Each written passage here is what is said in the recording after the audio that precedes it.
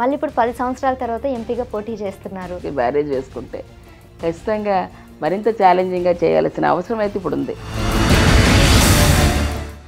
ఈరోజు మెట్టినిల్లు విజయనగరం అయితే పుట్టినిల్లు విశాఖపట్నం.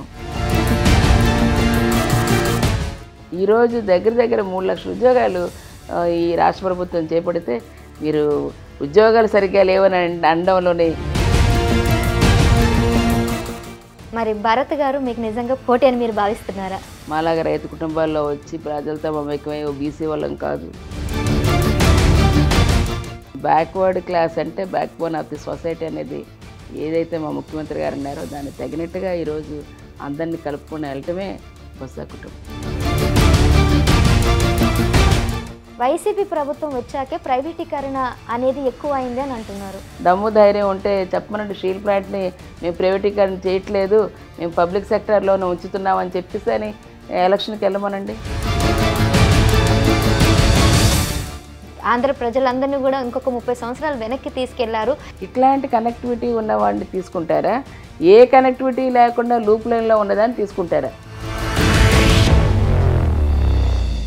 నమస్తే, మనతో పాటు ఉన్నారు డాక్టర్ బొత్స ఝాన్సీ లక్ష్మి గారు. నమస్తే మ్యామ్. నమస్తే అమ్మా.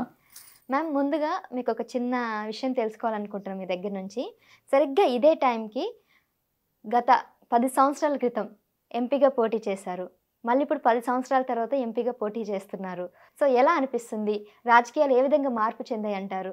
ఒకటి, మీరు ఏదైతే 10 ఇయర్స్ బ్యాక్ చేసిన అప్పుడు ఏదైతే మాట ప్రజలకి చెప్పామో అది చేసి చూపించే పరిస్థితులు ఎథిక్స్ ఒక విలువలతో కూడినట్టుగా ఉండే. ఇప్పుడు విలువలు తగ్గిపోయావని కాదు, కానీ దాని పరిస్థితి ఏంటుందంటే ఇప్పుడు చెప్పిన మాట నిలకడ లేకుండా ఉండే పరిస్థితులు, అప్పటికప్పుడు ఎలక్షన్లో గెలవాలన్న ప్రజల్ని ఒక భ్రమలో పెట్టి తీసుకునే పరిస్థితులు తదనంతరం కనిపిస్తున్నాయి.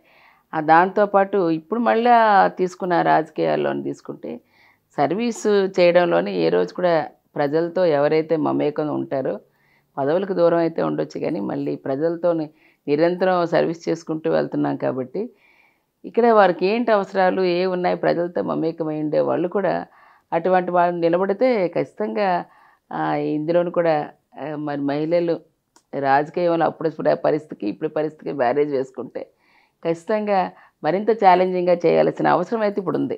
ఎగ్జాక్ట్లీ. సో ఇంతకుముందు మీరు బొబ్బిలి ఎంపీగా పనిచేశారు, తర్వాత విజయనగరం ఎంపీగా కూడా గెలిచి అప్పట్లో మంచి పేరు సంపాదించుకున్నారు, ప్రజలందరికీ సేవ చేసి. ఇప్పుడు మళ్ళీ విశాఖ ఎంపీగా బరిలోకి దిగుతున్నారు కదా. ఎందుకు మీకు విశాఖ నుంచి బరిలో దిగాలనిపించింది? మీకు విశాఖకున్న అనుబంధం ఏంటి? విశాఖ నాకు కన్నవారు, విశాఖపట్నం. ఇది 79లో విజయనగరం ఏర్పడింది. అది part of the Visakhapatnam, Srikakulam, Vizianagaram ఏర్పడడం. సో నేను చదువుకోవడం, నా బాల్యం అంతా ఇక్కడే, అట్లాగే ఇక్కడ పెరిగాను. తల్లిదండ్రులు ఉన్న ఊరు. ఈరోజు మెట్టినిల్లు విజయనగరం అయితే పుట్టినిల్లు విశాఖపట్నం. గతంలో కూడా నేను అనేక అంశాలు ఉత్తరాంధ్రలోని కీలకమైనది విశాఖపట్నం అభివృద్ధి చెందితేనే ఉత్తరాంధ్ర వెనుకబడుతూనే పోతుందనే ప్రగాఢంగా నమ్మిన దానిలో, గట్టిగా నమ్మిన దానిలో నేను ఒకదాన్ని. చిన్నతనం నుంచి చూస్తున్నాను ఈ ప్రాంతంలోని ఎటువంటి ఇండస్ట్రీస్ ఉన్నాయి, వాటిని ఎట్లా పరిరక్షించుకోవాలి, కొత్త వాటిని ఏ విధంగా తీసుకురావచ్చు. అలాగే బొబ్బిలి విజయనగరం ఎంపీగా చేసినప్పుడు part of the MP Visakhapatnam కూడా నేను ఎంపీనే, బొబ్బిలి ఎంపీ చేసినప్పుడు. సో ఇక్కడ జడ్పీ మీటింగ్లు, డిఆర్సీ మీటింగ్లు, డిడిఆర్సీ మీటింగ్లోని ఇక్కడ ఉండే ఏవైతే సమస్యలు దాన్ని 10 సార్లు వస్తుండేవో వాటి గురించి ఇవాళ సెంట్రల్ గవర్నమెంట్లో తేవలసిన ఏమన్నా సరే వాటిని ప్రస్తావన తీసుకొచ్చి ఈ ప్రాంతానికి కూడా సర్వీస్ చేసేదాన్ని. సో ఈరోజైతే మా ముఖ్యమంత్రి గారు నువ్వు విశాఖపట్నం చెయ్యమ్మా అంటే మా పార్టీ ఆదేశాల మేరకు ఏది చెప్తే తూచా తప్పకుండా సర్వీస్ చేయడానికి ఈరోజు విశాఖపట్నం వైఎస్ఆర్సీపీ తరఫున ఈవేళ ఎంపీగా ముఖ్యమంత్రి గారి బ్లెస్సింగ్స్తోనే ఇక్కడికి వచ్చాను. ఒక మహిళ అంటే మహిళలు రాజకీయాలకు రావడమే చాలా అరుదు. అలాంటి మహిళగా మీరు అటు ఎడ్యుకేషన్లోనూ హ్యాపీగా ఉన్నతమైన డిగ్రీస్ అన్నీ కూడా పొందారు, మరి ఇటు రాజకీయాల్లోనూ బిజీగా ఉన్నారు. సో మళ్ళీ ఇప్పుడు ఈ రెండింటిని ఏ విధంగా బ్యాలెన్స్ చేస్తున్నారంటారు? ఎడ్యుకేషన్ అనేది ఏదైతే ఒక ఫ్యాషనేట్గా వెళ్ళినది పార్ట్ టైంలో కూడా కొన్ని కన్వర్ట్ చేసుకొని చదివినవి, రెగ్యులర్గా ఉన్న చదివి చేసే టైం నుంచి ఆ రోజు జిల్లా పరిషత్ చైర్మన్ ఉన్నప్పుడే నేను ఫస్ట్ పిహెచ్డికి పెట్టుకున్నది. ఆ రోజున్న కొన్ని పొలిటికల్ ఇబ్బందులు కూడా పెట్టారు ఆ రోజు చదువుకునే రోజుల్లో. 2 ఎట్లా చేస్తామని. ఆ టైంలో అదృష్టవశాత్తు మరి రాజశేఖర రెడ్డి గారు ప్రభుత్వ ముఖ్యమంత్రిగా రావడం, వెంటనే నాలాంటి వాళ్ళే కాకుండా చాలామంది ఆఫీసర్స్కి, ఉమెన్స్కి, వర్కింగ్ చేసుకునే వాళ్ళకి ఎంతమందికో పార్ట్ టైం కన్వర్షన్ చేసి పిహెచ్డీలు చేసుకునే అవకాశాన్ని ఇచ్చారు. ఈరోజు లీగల్ లిటరసీ మీద కూడా ఉమెన్కి చాలా అవసరం. మన సొసైటీలో పొలిటికల్గా ఉండేటప్పుడు మరింత వాటి మీద పట్టుంటే ఇంకా దాన్ని కన్స్ట్రక్టివ్గా చేయొచ్చు. అటువంటిది నేను ఇంటర్నేషనల్ లా చేశాను. ఎందుకంటే నేను ఇండో అజర్బైజాన్ ఫ్రెండ్షిప్ కమిటీ చైర్మన్గా, Poland Indo Poland friendship committee ఎగ్జిక్యూటివ్గా ఇట్లాగా కొన్ని పంపిస్తుండేవారు. అదే కాకుండా అనేకమైన మీటింగ్స్ కూడా ఇంటర్నేషనల్ కాన్ఫరెన్స్లకి పంపిస్తుండేవారు, సమ్మిట్స్కి పంపిస్తుండేవారు. సో అలాంటప్పుడు అక్కడున్న వాళ్ళకి మనకున్న బయోలెటర్స్ ఏంటి, ద్వైపాక్ష ఒప్పందాలు ఏంటి, ఏం చేసాం అప్పుడే ఉండేవి, ఏదైనా ఉంటే టెక్నికల్గా ఉండాలి, లీగాలిటీ కూడా ఉండాలి. అలాంటప్పుడు ఇవి చదువుకోవటం వల్ల, ఈ సబ్జెక్ట్ తెలియటం వల్ల మరింత మనం వాటిని పర్ఫెక్ట్గా ప్రజెంటేషన్ ఇవ్వగలం అనే ఫీలింగ్తో సబ్జెక్ట్ నేర్చుకుందామని లా చేయటం కూడా జరిగింది. బొత్స సత్యనారాయణ గారు కూడా మరి నా హస్బెండ్ వారు కూడాను లాలో చేస్తే నీ చేస్తున్న ప్రొఫెషన్కి ఇంకా మంచిగా ఉంటుందని చెప్పడం కూడా అడ్వైజ్ ఇవ్వటం. లాలో మీరు 2 పిహెచ్డీలు చేశారు కదండి? లాలో ఫిలాసఫీలో పిహెచ్డీ చేశాను ఒకటి. అది దలైలామా గారి బ్లెస్సింగ్స్తో ఆయన కాలచక్ర ఉత్సవాల్లో వారు బ్లెస్ చేశారు, నువ్వు ఫిలాసఫీలో పిహెచ్డీ చేయి, it's a origin of all sciences అని చెప్పారు. 6 బ్లెస్సింగ్స్తో వారు ఇచ్చిన బుక్ ఫస్ట్ తీసుకొని నేను దలైలామా గారి బ్లెస్సింగ్స్తో ఫిలాసఫీలో చేశాను. అది చేసిన తర్వాత అన్నిటి తాలూకు ఎసెన్స్ ఫ్లేవర్ తెలుసుకున్నాను. అన్ని సబ్జెక్టులు కూడా ఈ విధంగా గ్రేట్ పర్సనాలిటీస్ అందరూ దాంట్లో ఉన్నారు. దాంట్లో కూడా మహాత్మా గాంధీ గారి తీసుకొని సోషల్ అండ్ పొలిటికల్ ఫిలాసఫీతో ఉమెన్ ఎంపవర్మెంట్ మీద చేశాను.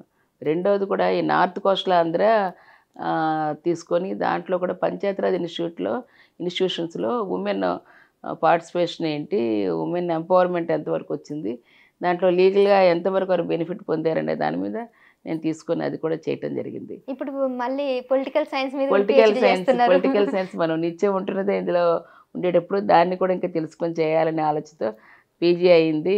దాన్ని పిహెచ్డీ కూడా స్టార్ట్ చేశాను. బట్ దానికి టైం ఎట్లాగూ 3 years ఉంది కాబట్టి ఆఫ్టర్ ఎలక్షన్స్ దాన్ని కాన్సన్ట్రేట్ చేస్తారు. మహిళలకి ఇప్పుడున్నటువంటి స్థితి అయితే పరిస్థితి చాలా అంత బాగాలేదు అని చెప్పుకోవాలి ఏపీలో.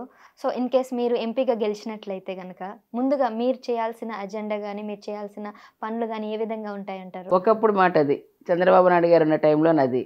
ఈరోజు జగన్మోహన్ రెడ్డి గారు వచ్చిన తర్వాత ఎక్కడో అక్కడ మన తెలంగాణలో అయింది మాకెందుకని కాకుండా ఈరోజు ఎక్కడ జరిగినా సరే తెలుగు రాష్ట్రమే. ఈరోజు ఇమీడియట్గా దిశ అనే యాక్ట్ తీసుకొచ్చి ప్రతి మహిళకు కూడా ఒక రక్షణగా, ఈవెన్ దో ఆ యాప్ను ఒకసారి డౌన్లోడ్ చేసుకునే ప్రతి ఒక్కరికి అట్లీస్ట్ దాన్ని ఫోన్ చేయక్కర్లేదు, 5 times షేక్ చేసినా ఇమీడియట్గా ఆ సిగ్నల్స్ ద్వారా వాళ్ళని ఎవరైనా ఎటువంటి ఇబ్బంది ఉన్నా సరే వాళ్ళు తెలుసుకోవడానికి ఒక రక్షణ కవచం భారతదేశంలో ఎక్కడ లేనిది ఈరోజు తీసుకొచ్చారు. యాప్ ద్వారా తీసుకురావడమే కాదు, దానికి సంబంధించిన పోలీస్ స్టేషన్, దానికి సంబంధించిన వ్యవస్థ, దానికి సంబంధించిన మ్యాన్ పవర్ అందరినీ, ఉమెన్ పవర్ అందరినీ ఈరోజు ఏర్పాటు చేసి ఇచ్చారు. దాని ఒకప్పుడు అయితే మీరు అన్నదానికి ఒప్పుకుంటాను, కానీ ఈరోజు చదువుకోవాలంటే అప్పుడైతే గర్ల్ చైల్డ్ డ్రాప్అవుట్స్ ఉండేవి. ఈరోజు అన్ని స్కూల్స్ పెట్టారు, హాస్టల్స్ పెట్టారు, ఈక్వల్ జెండర్ జస్టిస్ తీసుకొచ్చారు. ఈవెన్ దో కార్పొరేషన్ లాంటివి అవనియండి, లోకల్ బాడీస్ అవనియండి 50% రిజర్వేషన్ ఉమెన్కి ఇచ్చారు. వాళ్ళు అలాంటి దాంట్లోని చదువుకోవడానికి కూడా వీళ్ళ ఎడ్యుకేషన్లో కూడా ఈరోజు అవసరమైన రిజర్వేషన్తో వాళ్ళు చదువుకోవడానికి అవకాశం కల్పించారు. చదువుకోవడానికి కూడా వీళ్ళ ఫీజు రీయింబర్స్మెంట్ కూడా పేద కుటుంబాల గురించి నేను చెప్తున్నాను. వారు ఖచ్చితంగా వారందరికీ కూడా ఈరోజు ఎవరైతే ఎలిజిబుల్ ఉన్నారో వారందరికీ కూడా ఈరోజు చదివిస్తున్న బాధ్యత ఈవేళ ముఖ్యమంత్రి గారు తీసుకొని చేస్తున్నారు. వాళ్ళు ప్రొఫెషన్ చదవనియండి, ఈవేళ KG to ప్రొఫెషన్ వరకు, అదే విదేశీ విద్య చదువుకునే ఎలిజిబుల్ ఉన్నా ఆ కన్సల్ట్ యూనివర్సిటీస్ ఏవైతే ఉన్నాయో వాటిలో సెలెక్ట్ అయిన వాళ్ళందరూ కూడా ఈవేళ లక్షలాది రూపాయలు ఖర్చు పెట్టైనా ఈవేళ చదివిస్తున్నారు. ఈ ఉద్యోగ ఉపాధి అవకాశాలు సచివాలయాలు తీశారండి. 1,31,000 ఉద్యోగాల్లోని దాంట్లో 50% ఉమెనే ఉన్నారు. కానీ వాళ్ళు ఏం చెప్తున్నారంటే చదువుకుంటున్నాం, పిహెచ్డీలు వస్తున్నాయి, ఫస్ట్ క్లాస్లో పాస్ అవుతున్నాం, మంచి ర్యాంకులు వస్తున్నాయి, కానీ నోటిఫికేషన్స్ ఉద్యోగాలు మాత్రం సరిగ్గా లేవని అంటున్నారు. ఎప్పుడు ఏ స్టేట్లోనే చేశారు? చంద్రబాబు నాయుడు గారి టైంలోనొచ్చి కేవలం 33,000 ఉద్యోగాలే తీశారు.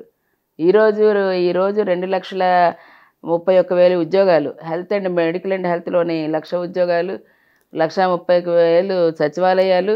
అది కాకుండా ఈరోజు టీచింగ్ సెక్షన్లో కూడా ఎప్పుడో పెట్టి ఆ డిఎస్ఏలు కూడా భర్తీ కాని వాటిని కూడా ఈవేళ భర్తీ చేసి మళ్ళీ దాన్ని ప్రత్యేకంగా ఇక్కడ కూడా తీసుకొని కొత్తగా టీచర్స్ని అపాయింట్ చేస్తూ 20,000 ఉద్యోగాలు.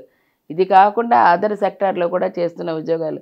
ఈరోజు దగ్గర 3,00,000 ఉద్యోగాలు ఈ రాష్ట్ర ప్రభుత్వం చేపడితే మీరు ఉద్యోగాలు సరిగ్గా లేవని అనడంలోని ఎక్కడుంది చెప్పండి. ఇది నా మాట కాదు, నేను ప్రజల యొక్క మాట, అంటే అందరిదని చెప్పలేదు, కొంతమందితో మాట్లాడడం జరిగింది, వాళ్ళ యొక్క అభిప్రాయాలని మీ దగ్గర వ్యక్తపరుస్తున్నాను, కలిసే అవకాశం వచ్చింది కాబట్టి. ఓకే అంటే అమ్మా 100% అయ్యిందని నేను అన్న కానీ అప్పుడు మీద ఈరోజు చాలా అవకాశాలు కల్పించేస్తున్నారు. సెల్ఫ్ సస్టైనబుల్ అవడానికి కూడా ఈరోజు వారికి ఆర్థిక పరిపుష్టి కల్పిస్తున్నారు.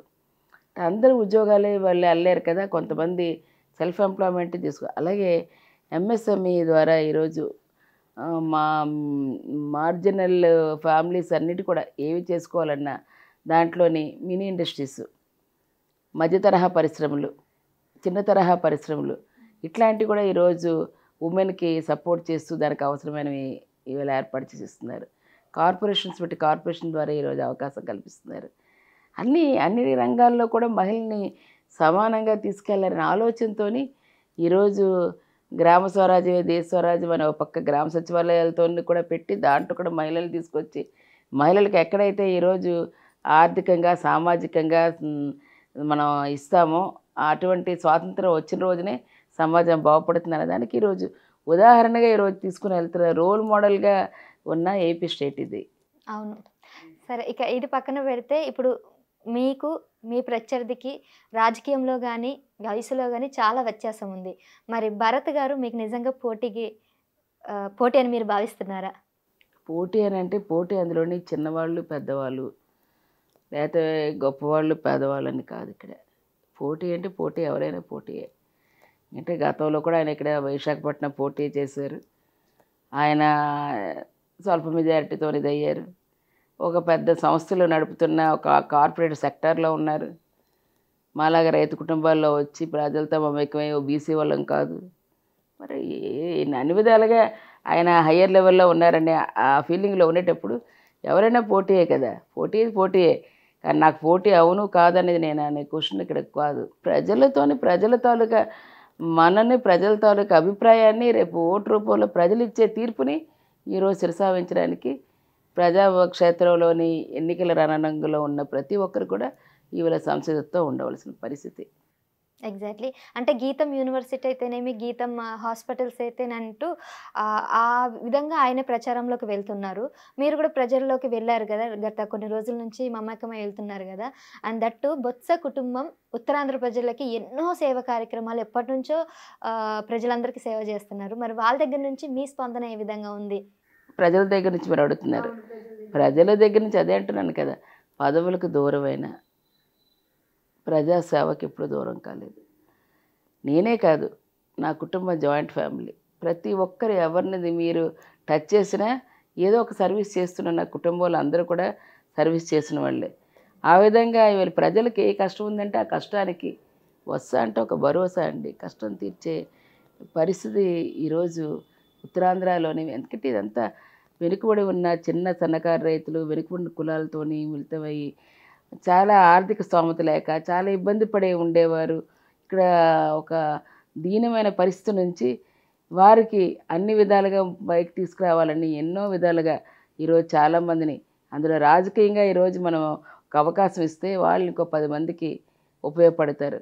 ఆ విధంగా కూడా ఈరోజు చైతన్యపరిచి అసలు మా విజయనగరం ఎంపీ సీటే వెనుకబడిన కులాలకి రావడానికి ఎంతో పోరాటం చేసి తీసుకొచ్చారు. ఎగ్జాక్ట్లీ. సో అట్లాంటి దాంట్లో ఎప్పుడు కూడాను ఈరోజు అన్నీ ఈ ప్రాంతాలు అభివృద్ధి అవ్వాలంటే అందరూ కూడా ఒక తాటిపై తీసుకొచ్చి దానికి కావాల్సినవి ఒక్కరు కొంచెం సపోర్ట్గా నిలబడారు అంటే ఇంకొక నలుగురికి అవకాశం కల్పించి తీసుకురావాలి. ఆ విధంగా తీసుకొస్తేనే ఈ ప్రాంతంలోని బ్యాక్వర్డ్ క్లాస్ అంటే back bone of the society అనేది ఏదైతే మా ముఖ్యమంత్రి గారు అన్నారో దానికి తగినట్టుగా ఈరోజు అందరినీ కలుపుకొని వెళ్ళటమే బొత్స కుటుంబం. అయితే ఇక్కడ ఇంకొక సమస్య ఏంటంటే ఒకే పార్టీలో ఇద్దరికి టికెట్ ఇవ్వడం అనేది విమర్శలకు తావనిస్తుంది. మరి అలాంటిది మీకు విశాఖ నుంచి ఎంపీ టికెట్ ఇవ్వడం, మీ వారికి చీపురుపల్లి నుంచి ఎమ్మెల్యే టికెట్ ఇవ్వడం అనేది సొంత పార్టీల అభ్యర్థుల నుంచి ఎటువంటి అభ్యంతరం రాలేదా? అస్సలు. ఎందుకంటే ఎవరు విజయనగరంలోని గతంలో 4 సీట్లు రాజశేఖర రెడ్డి గారు ఉండేటప్పుడు నువ్వు ఎవరు నిల్చోబెడతావో నాకు అనవసరం, నువ్వే చూసుకోవాల్సిన బాధ్యత నీది. ఉత్తరాంధ్ర అంతా కూడా ఇచ్చేవారు. ఎక్కడ ఈస్ట్ గోదావరి వెస్ట్ గోదావరి వరకు సత్యబాబు గారే చూసేవారు. సో అటువంటి దీంట్లోనే ఒక నమ్మకం ఎవరికి ఇచ్చినా. ఈరోజు ఇంకొకటి రెండవది కూడాను ఫ్యామిలీ ఫ్యామిలీ ఫ్యామిలీ అంటున్నారు. ఫ్యామిలీ ఇవే నామినేటెడ్ పోస్టులు కాదు, ఇచ్చేసి మనిషికి ఒక చేతిలోనే ఒక చాక్లెట్ బిస్కెట్ పెట్టింది కాదు. ప్రజల నుంచి ప్రజల తీర్పు, ప్రజలు మీరు కావాలి అంటే ప్రజలు ఈరోజు మాకు ఓటేస్తారు. అక్కర్లేదు నీ సేవలు అక్కర్లేదు అనుకుంటే ఈరోజు మమ్మల్ని ఇంట్లో కూర్చోబెడతారు. ఏది ఇచ్చినా వారి తీర్పును మేము స్వీకరించాల్సిన అవసరం. అట్లాంటిది ఈరోజు వరకు ప్రజాభిష్టం మేరకే ప్రజలు సేవ చేయడానికి ప్రజలతో మమేకమై ఉండే కుటుంబ సభ్యుల్లాగా ఈరోజు ప్రజాక్షేత్రంలో ఉంటున్నాను తప్పితే ఎటువంటి నామినేటెడ్ పోస్టులతోని ఈవేళ ప్రజాక్షేత్రంలో లేవనేది కూడా ఒకసారి మీకు మీ దృష్టి తీసుకొస్తున్నాను. Okay ma'am. అయితే ఉత్తరాంధ్ర ప్రజలు ముఖ్యంగా ఇక్కడ ఎవరైతే ఉన్నారో జనరల్గా విశాఖ ఉక్కు ఆంధ్రలో హక్కు అని చెప్తా ఉంటారు. వాళ్ళకి ఈ ఉక్కు కర్మాగారాలు ప్రైవేటీకరణ చేయడం అనేది అస్సలు ఇష్టం లేదు. అయితే వైసీపీ ప్రభుత్వం ఆ టైంలో కేంద్రం ఎప్పుడైతే ప్రైవేటీకరణ చేస్తున్నప్పుడు అంతగా స్పందించలేదు. మరి మీరు ఎంపీగా కానీ గెలిస్తే కేంద్రం నుంచి ఏ విధంగా ఒత్తిడి తీసుకొచ్చి ఈ ప్రైవేటీకరణ చేసేదాన్ని ఏ విధంగా ఆపడానికి ప్రయత్నం చేయగలరు? రోజు మీరు ఏదైతే అన్నారో వైసీపీ స్పందన లేదు అనడం అనేది కరెక్ట్ కాదండి.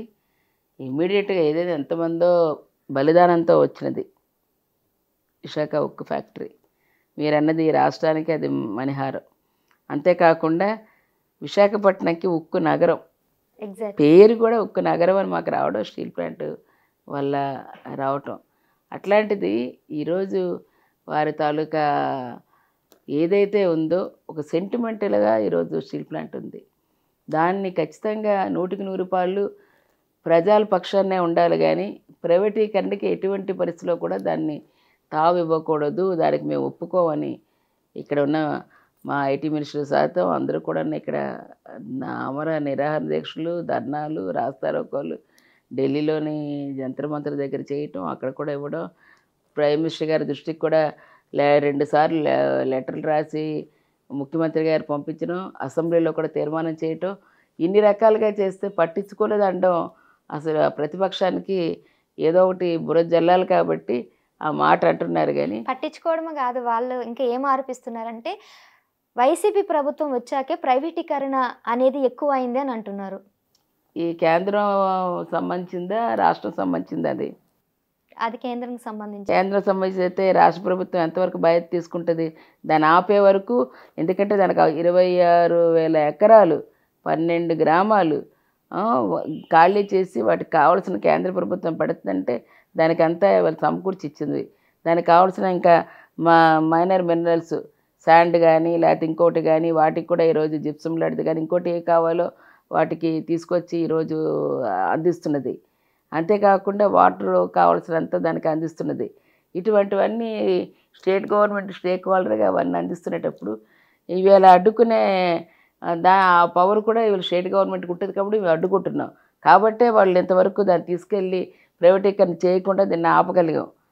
ప్రైవేటీకరణ ప్రపోజల్ తీసుకొచ్చిన స్టెప్ మదర్ ట్రీట్మెంట్ పెట్టి ఒకప్పుడు నేను ఏదైతే అది మినీ రత్నాలో ఉండేదో దాని నవరత్న స్టేటస్ తీసుకెళ్ళాలి, మీరు దానికి కావాల్సిన captive iron ores coal mines ఇవ్వాలని చెప్పని నేను గట్టిగా వాదించి దానికి అవసరమైనవి రాష్ట్రీయ ఇస్పాట్ నిగమ్ లిమిటెడ్ RINL ద్వారా మరి ప్రైమ్ మినిస్టర్ గారు ప్రత్యేకంగా ఇంటర్వ్యూ అయ్యి దానికి అవసరమైన 8,900 కోట్లు ఆ రోజు తీసుకొచ్చి ప్లాంట్ ఎక్స్పాన్షన్కి ప్రొడక్షన్ పెంచడానికి నాణ్యమైన స్టీల్ ఇవ్వడానికి ఆ రోజు నేను పోరాడాను. ఆ విధంగా తీసుకొచ్చి పెట్టగలిగాం.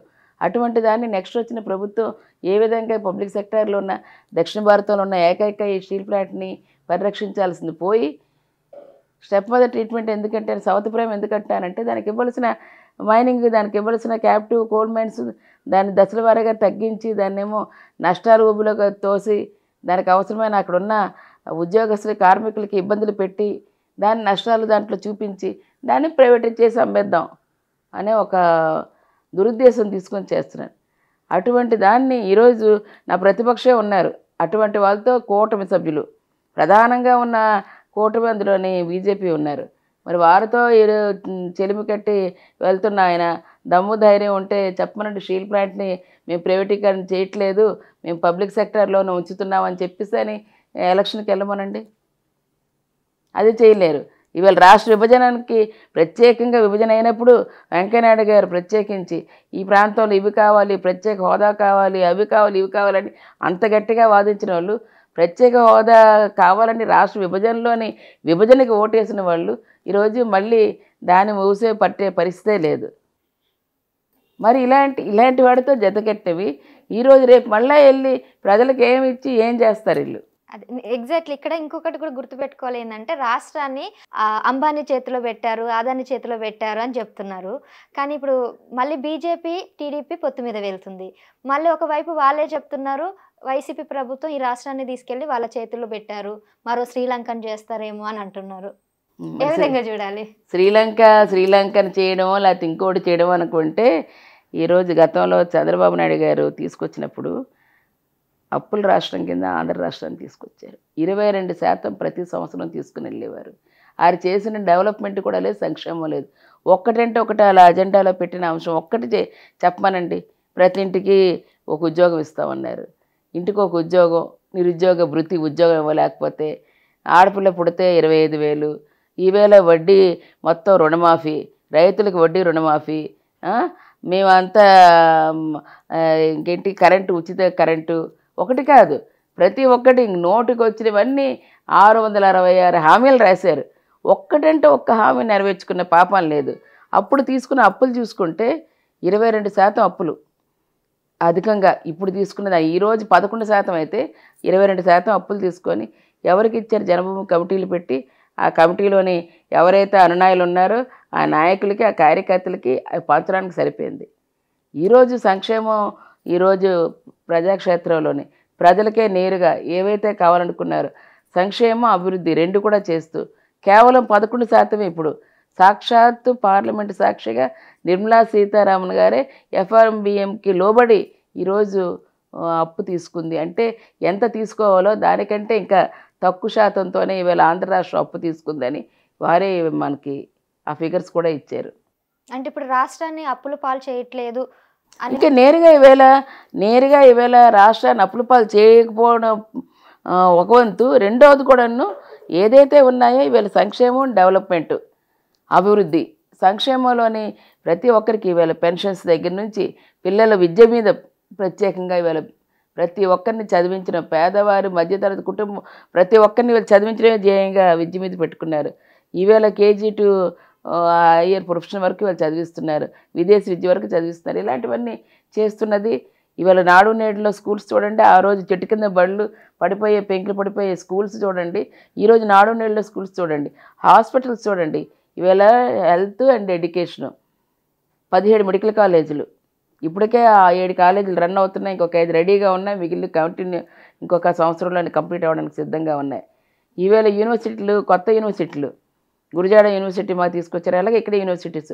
అంటే నేను చెప్పడం ఎందుకంటే ఎగ్జాంపుల్ చెప్తున్నాను. ఇట్లాంటివి 5 యూనివర్సిటీలు కొత్త తీసుకొచ్చారు రాష్ట్రంలోని, అందులో మాకు కూడా ఇక్కడ యూనివర్సిటీ ఇచ్చారు.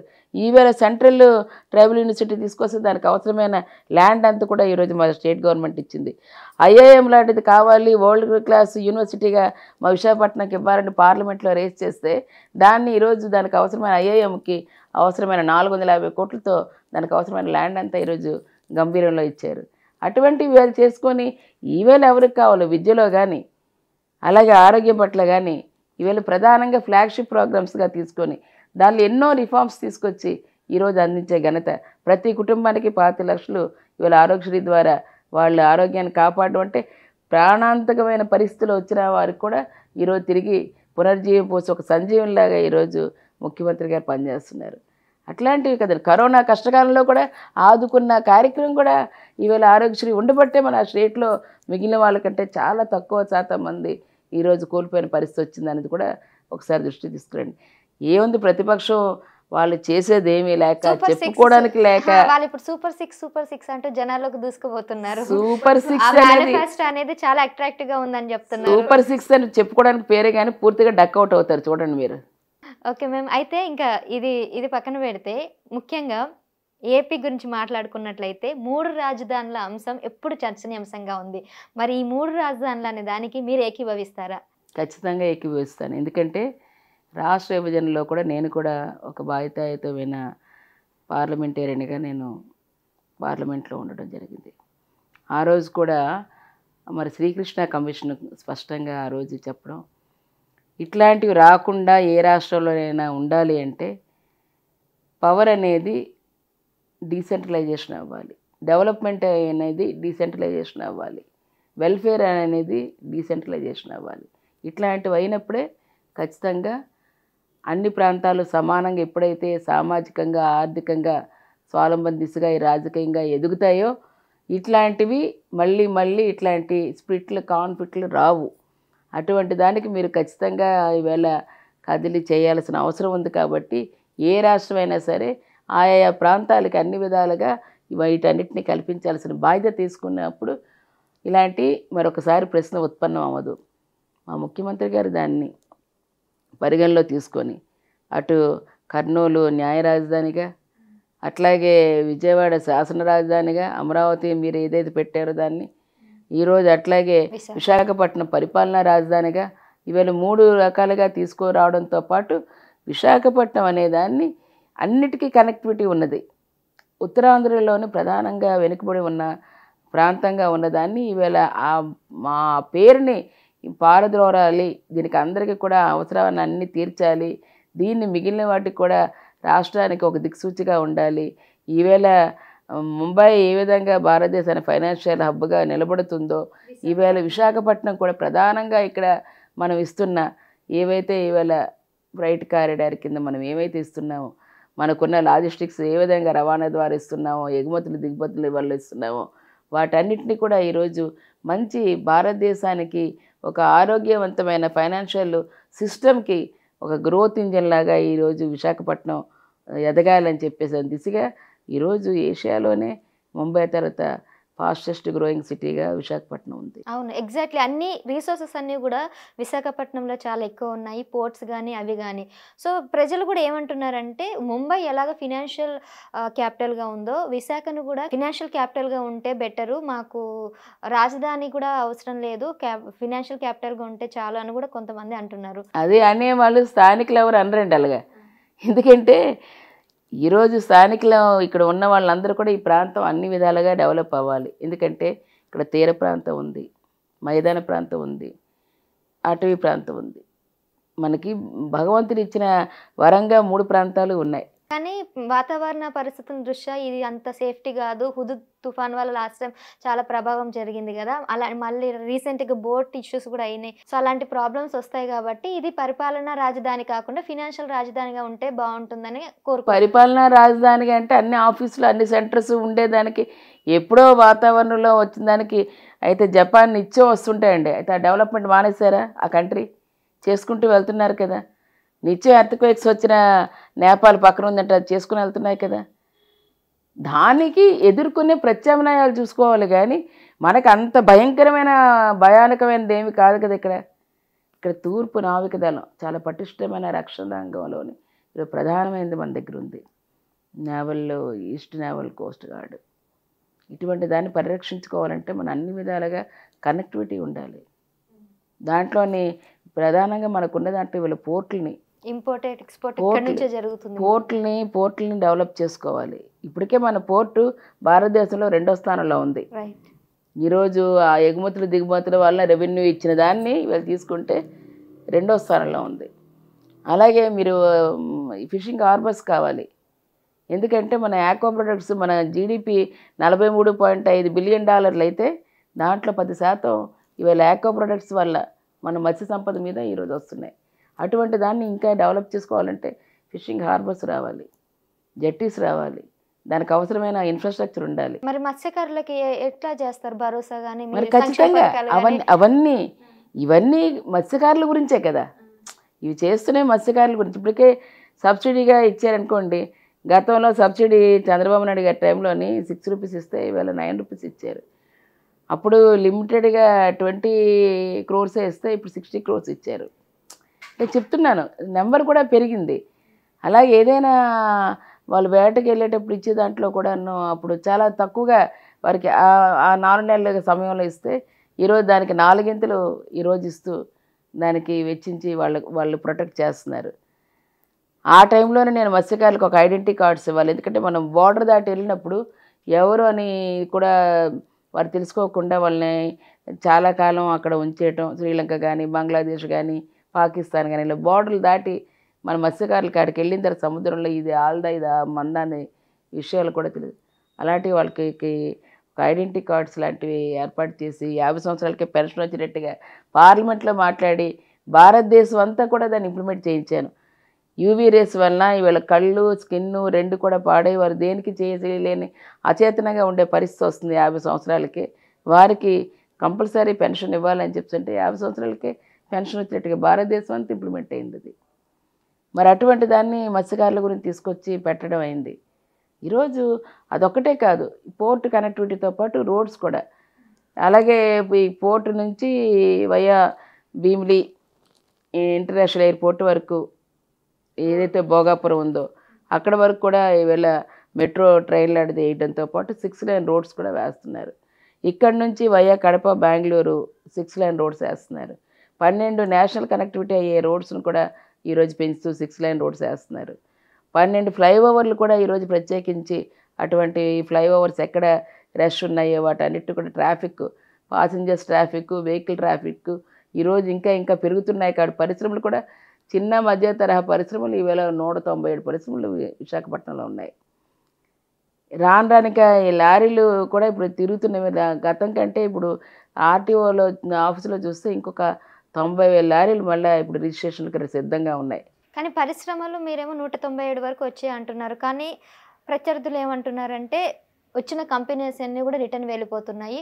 హైదరాబాద్ని ఏ విధంగా డెవలప్ చేసాము, తెలంగాణకు ఒక ఆస్తిని ఒక అద్భుతమైన నగరాన్ని ఇచ్చాము, అలాంటిది ఇప్పుడు అమరావతి ఇవ్వాల్సింది ఇవ్వకుండా ఆపేశారు ఈ ప్రభుత్వం వాళ్ళు. మమ్మల్ని చాలా అంటే ఆంధ్ర ప్రజలందరినీ కూడా ఇంకొక 30 సంవత్సరాలు వెనక్కి తీసుకెళ్లారు. ఇది మళ్ళీ తెలంగాణ లాగా హైదరాబాద్ లాగా డెవలప్ కావాలంటే ఇంకొక 30 సంవత్సరాలు వేచి ఉండాలి అని చెప్పేసి అంటున్నారు. అసలు ఆ తీసుకోవడం విశాఖపట్నం తీసుకుంటే ఎప్పుడో డెవలప్ అయ్యేది.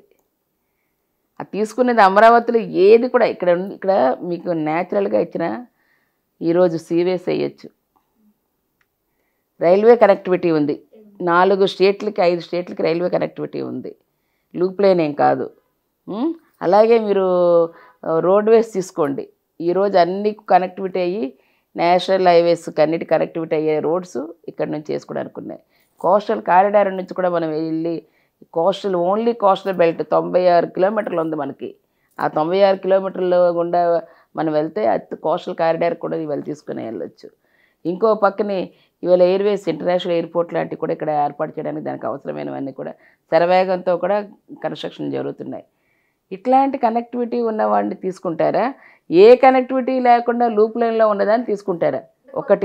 ఒకటి రెండవది, అమరావతి అనేది ఆంధ్ర రాష్ట్రానికి అన్నపూర్ణ రాష్ట్రంగా ఆ ప్రాంతం అంతా ఉండేది. చక్కగా 3 పంటలు పచ్చగా ఉండేవి. అట్లాంటి భూముల్ని ఈరోజు ప్రజల దగ్గర నుంచి లాక్కొని అనునాయులకి అతి తక్కువగా కట్టబెట్టి దానికి సంబంధించి వాళ్ళందరినీ రోడ్డు మీద పడేసి వారికి ఎటువంటి ప్రయోజనం లేకుండా బీడిపడిన భూముల్లాగా ఈరోజు చేసి వారిని ఇబ్బంది పెట్టి వారు పొట్టగట్టిన వాళ్ళు చంద్రబాబు నాయుడు గారు. ఒక కైండ్ ఆఫ్ పీపుల్ దాని గురించి యాజిటేషన్ తీసుకొచ్చారు, కానీ ఆంధ్ర రాష్ట్ర ప్రజలెవరు దాని గురించి పట్టుకొని చేయలేదు. ఎందుకంటే వాళ్ళన్నీ కొనుక్కున్న వాళ్ళదంతా అవన్నీ పెరగాలి చెయ్యాలని ఆలోచనతో నా రోజు తీసుకుని ఒక్క పరిశ్రమ కొత్తగా వచ్చి వాళ్ళ టైంలో పెట్టారా? ఉన్న పరిశ్రమ మూతపడిపోవడానికి కావాల్సిన సపోర్ట్ ఇవ్వలేకే ఏవైనా ఇక్కడ నుంచి మూతపడితే మూతపడాలి తప్పితే రాజశేఖర రెడ్డి గారు ఉండేటప్పుడు కానీ తర్వాత ఇప్పుడు వస్తున్నవి కానీ దానికి అవసరమైన ట్రైపార్టీ అగ్రిమెంట్తో ఇంకా ఈవేళ ఈజ్ ఆఫ్ డూయింగ్లోని భారతదేశంలోనే నెంబర్ 1గా విశాఖపట్నం 3 years నుంచి వస్తుంది. దానికి కారణం అవసరమైన మౌలిక వసతులన్నీ ఏర్పాటు చేసి ఈరోజు దానికి కావాల్సిన ఇన్వెస్ట్మెంట్ పెట్టడం వల్లనే ఈరోజు ఆ విధంగా భారతదేశంలో నెంబర్ 1గా నిలబడింది. సిఐ వాళ్ళకి పరిశ్రమల ద్వారా ఈరోజు పెట్టడానికి వాటికి అనుకూలంగా అనువైనది విశాఖపట్నం అని ఈవేళ ఇచ్చింది. ఇవి మేము ఇచ్చినవి కాదు, అవి గవర్నమెంట్ ఆఫ్ ఇండియా నుంచి నేరుగా ఇక్కడ వాళ్ళు ఎన్ని చేసినా ముఖ్యమంత్రి గారు చేయాల్సినవన్నీ కూడా చేస్తూ ఒక పక్క అభివృద్ధి కార్యక్రమాలు సంక్షేమంతో పాటు సమానంగా చూసుకుంటూ కరోనా లాంటి కష్టకాలం 2 సంవత్సరాలు ఇబ్బంది పెట్టిన ప్రజల ప్రాణాలని ప్రజల తాలూకు సంక్షేమాన్ని చూస్తూ ఈ 2 సంవత్సరాలు 10 నెలల్లో ఇన్ని కార్యక్రమాలు చేసుకుంటూ వచ్చిన మాట ఇచ్చారంటే మాట తప్పకుండా చేసినవి. మెజారిటీ ఏవైతే ఉన్నాయో 90% పనులు చేసుకుని వచ్చిన ముఖ్యమంత్రిగా ఈరోజు ఉన్నారు. మరి అటువంటి వారికి ప్రజలు కావాలని అడుగుతారా? లేదంటే మళ్ళీ వస్తే పక్కన పడుకోబెట్టి పేదవాడిగా ఉండాలి, పెత్తందారులు మళ్ళీ పెత్తందారులుగా చెలాయించాలి పేదవాడి మీద అనేటట్టుగా అలాంటి దానికి ఇస్తారా? ఒకసారి ఆలోచన చేసి ఇప్పుడేమీ అందరూ కూడా ప్రజలు ఎవరు అమాయకులు కాదు, అంత మంచేదో చెడేదో ఎవరు ఈరోజు వాళ్ళ కష్టాన్ని గుర్తించుకొని చేస్తున్నారో, ఎవరైతే ఈవేళ దూరం పెట్టారో ఈరోజు నీతివంతమైన పాలన 1 రూపాయి అవినీతి లేకుండా నేరుగా బెనిఫిషరీ ఎవరుంటే ఆ బెనిఫిషరీకే ఇచ్చే కార్యక్రమం, వాలంటరీ వ్యవస్థ ద్వారా ఇంటికి ఇచ్చే కార్యక్రమం, ఏ సర్టిఫికెట్ కావాలంటే ఆఫీసుల చుట్టూ తిరగకుండా వాళ్ళ వార్డులోని సచివాలయాలు వాళ్ళ గ్రామాల్లోని సచివాలయాలు ఇచ్చే కార్యక్రమం ఈరోజు గ్రామ స్వరాజ్యమే దేశ స్వరాజ్యం అనే మహాత్మా గాంధీ గారి కన్న కలల్ని నిజం చేసిన ముఖ్యమంత్రి గారి వేళ జగన్మోహన్ రెడ్డి గారు. కానీ వాలంటరీ వ్యవస్థ మీద కూడా చాలా నెగిటివ్ ఉంది. వాలంటరీ వ్యవస్థను ఉపయోగించుకొని వైసీపీ కార్యకర్తల్లాగా వాళ్ళని ప్రచారాలకు దింపుతున్నారు, వాలంటరీ వ్యవస్థ వల్ల సోమరిపోతులను చేస్తున్నారు ఆంధ్ర ప్రజల్ని అని చెప్పేసి అంటున్నారు. ఓటమి భయం, పిచ్చుక మీద బ్రహ్మాస్త్రం. నిజంగా వాళ్ళకి గట్స్ ఉంటే ఒక వాలంటరీ వాళ్ళు నిజంగా దమ్ము ధైర్యం ఉండి వారు నిజంగా మేము గెలుస్తామని ఒక నమ్మకం ఉంటే వాళ్ళు చేసిన కార్యక్రమాలు ఏవీ లేవు. ఈరోజు ఒక అవ్వాతాతకి ఇచ్చే పెన్షను, ఆరోగ్యం బాగపోతే కరోనా లాంటి కష్టకాలంలో కూడా వాళ్ళ ప్రాణాలను ఫనంగా పెట్టి వారికి కావాల్సిన మందులు, వారికి కావాల్సిన నిత్యావసర సరుకులు వారికి అందరికీ ఇమీడియట్గా ప్రతి ఇంటికి తీసుకెళ్ళి ఇచ్చే ఒక సామాజిక బాధ్యతగా ఈరోజు దానికి ఈరోజు మూల స్తంభాలుగా వాలంటీర్లు నిలబడితే అలాంటి వాలంటీర్ల మీద అనరాని మాటలని ఇప్పుడు మళ్ళీ భయం పట్టుకుంది. అమ్మో మేము పొరపాటు అనేసాము, ఆ మాట అనేసాము, వాలంటీర్ని మళ్ళీ మేము పెట్టేసుకొని మేము వాళ్ళకి 15,000 జీతం ఇచ్చేస్తాము అని చెప్పని. మరి ఎందుకే ఇంత 40 సంవత్సరాలు ఎక్స్పీరియన్స్ ఉన్న ఇండస్ట్రీలో ఎక్స్పీరియన్స్ ఉన్న అనుభవం గల పెద్దలు ఈరోజు మళ్ళీ దాన్ని అజెండాలో తీసుకొచ్చారంటే దాన్ని అర్థం చేసుకోవడానికి ఇంతకాలం పట్టిందో పెద్ద ఆయనకి అని చెప్పని మాకు జాలేస్తుంది. ఎగ్జాక్ట్. కానీ ఇక్కడ అంతా బాగానే ఉంది, కానీ రైతులు ఏంటంటే రాజధాని కోసం భూములు ఇచ్చిన రైతులు భూములు పోయాయి, ఉన్నది పోయి ఉంచుకున్నది పోయి అన్నట్టుగా అటు రాజధాని రాలే భూములు రాలే అని అంటున్నారు. మరి మీ ప్రభుత్వం ఆ భూములు పోగొట్టుకున్న రైతులకి ఏ విధంగా సహాయం చేయబడుతుంది? ఇప్పటికే ఎవరైతే ఎలిజిబుల్ ఉన్నారో వాళ్ళకి హౌసింగ్ ఏదో ఉండవలసింది అవన్నీ ఆ ప్రాంతం అంతా వాళ్ళకి హౌసింగ్ స్కీమ్స్ అవన్నీ ఇచ్చి వారు కట్టుకోవడానికి కూడా దగ్గరుండే అవన్నీ వీళ్ళు అసమాటికి ఇస్తే మళ్ళీ ఎక్కడ అటుపక్క వెళ్ళిపోతారని ప్రతి కార్యక్రమానికి కోర్టులకు వెళ్ళడమే, ఆపుకోవడమే వాళ్ళ పని. అయినా సరే కోర్టు కూడా తీర్పిచ్చి వాళ్ళకి ఫరగా ఈరోజు అన్నీ అక్కడున్న ఎవరైతే ఉన్నారో వారందరికి కూడా ఏది అయితే ఇచ్చారో వాటన్నిటికి కూడా ఒక్కొక్కటి ప్రభుత్వం వాళ్ళు చేసుకుంటూ వస్తుంది.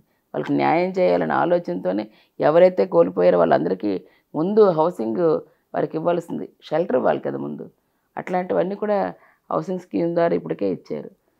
ఖచ్చితంగా అలాంటివి జరగకూడదు కాబట్టి శాసన రాజధానిగా అక్కడ ఉంచి ఇక్కడ పరిపాలనా రాజధాని తీసుకొస్తే దీన్ని పూర్తి స్థాయిలోని అన్ని హెచ్ఓడీస్ వస్తాయి, హెడ్ ఆఫ్ ది డిపార్ట్మెంట్స్, ఉపాధి ఉద్యోగ అవకాశాలు ఉంటాయి. రైతులకు కూడా సమన్వయం చేయగలుగుతారంటారు. అన్ని ఖచ్చితంగా అందరికీ అన్ని డిపార్ట్మెంట్ల మళ్ళీ ఇప్పుడు శాసనసభ జరిగింది అనుకోమ్మా, ఈ అన్ని కన్సల్ట్ అందరూ కూడా అఫీషియల్స్ అక్కడ కూడా ఉంటారు కదా. ఈవేళ అక్కడ కోర్టు మనకు హైకోర్టు అక్కడ వస్తుంది, ఒక బెంచ్ అటు విజయవాడ వస్తుంది, ఒక బెంచ్ విశాఖపట్నం వస్తుంది. ఏవైనా ముందు ఇక్కడ అయిన తర్వాతే కదా, ఇక్కడ కాకపోతే మరి అక్కడికి వెళ్తాం, అంతే కదా.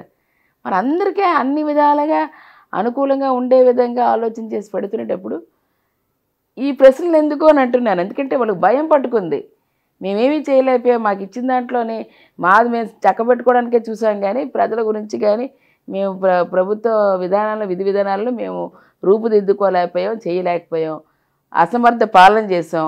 ఈరోజు మళ్ళీ మేము గెలాలంటే మాకు ప్రజల ముందుకు వెళ్ళడానికి ముఖం చల్లట్లేదు.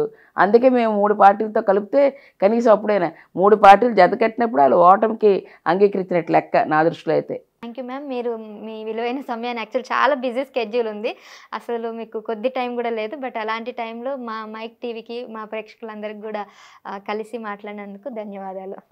నమస్తే అమ్మా.